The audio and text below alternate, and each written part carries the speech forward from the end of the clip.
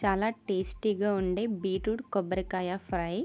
Beetroot అంటే ఇష్టం లేని వాళ్ళు కూడా చాలా చక్కగా తింటారండి. నా దగ్గర అయితే 2 బీట్రూట్స్ ఉన్నాయి. వాటిని పీల్ చేసేసి శుభ్రంగా వాష్ చేసుకుని క్యారెట్ తురుముకుని దాన్ని తురిమేసుకున్నాను. 2 బీట్రూట్స్ కాబట్టి ఒక కొబ్బరి చెక్క అయితే సరిపోద్ది. దాన్ని కూడా కూరుకుని పక్కన పెట్టుకోవాలి. అలాగే ఈ ఫ్రైలోకి కావాల్సిన పోపులు వచ్చేసి కొద్దిగా కొన్ని ఆవాలు, అలాగే కొంచెం కరివేపాకు, కొంచెం జీలకర్ర, ఒక వెల్లుల్లిపాయ చితగొట్టుకోవాలండి, లేకపోతే పేలిపోద్ది. అలాగే కొంచెం శనగపప్పు, కొద్దిగా మినపప్పు, అలాగే కొన్ని ఎండుమిర్చి.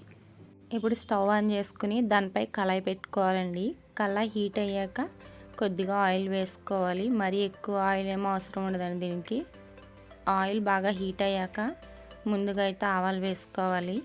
అవి చిట్పట్ అన్నాక మిగిలిన పోపులన్నీ వేసేసి గోల్డెన్ బ్రౌన్ కలర్ వచ్చేంత వరకు ఫ్రై చేసుకోవాలి వాటిని.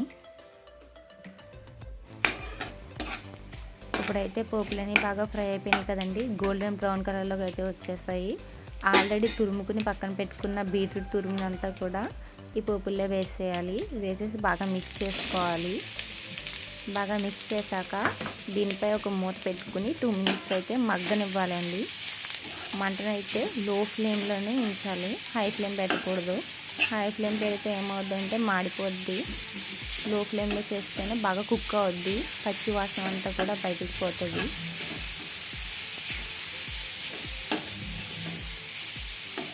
టూ మినిట్స్ మగ్గనించిన తర్వాత దానిపై ప్లేట్ తీసి కొద్దిగా సాల్ట్ అయితే యాడ్ చేయాలండి.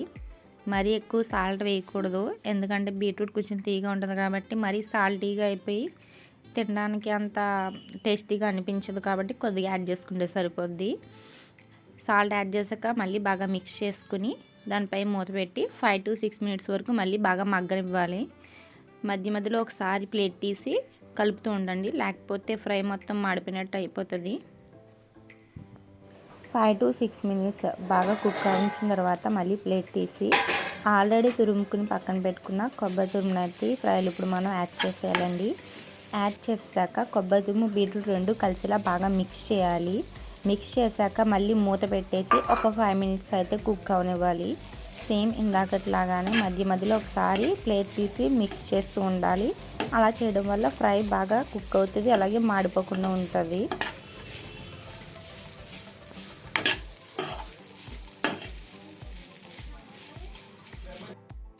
5 మినిట్స్ కుక్ అవనిచ్చిన తర్వాత ప్లేట్ తీసి ఒకసారి మిక్స్ చేసుకుని స్టవ్ ఆఫ్ చేసేసుకోవడమేనండి. ఇంక ఫ్రై రెడీ అయిపోయినట్టే.